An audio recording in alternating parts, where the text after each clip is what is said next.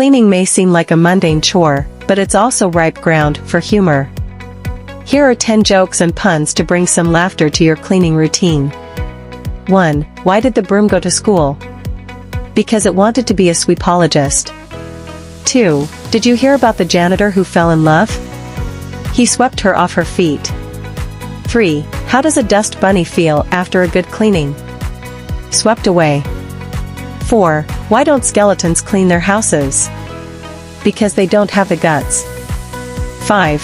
Why was the math book sad? Because it had too many problems to solve, but not enough time to clean up its act. 6. Why did the soap go to school? Because it wanted to be a little cleaner. 7. What's a mop's favorite type of music? Mop and roll. 8. Why don't ghosts like to clean? Because they always go through the floor. 9. What's a germ's favorite dance move? The disinfectant disco.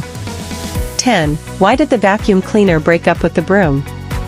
It found out the broom was sweeping around.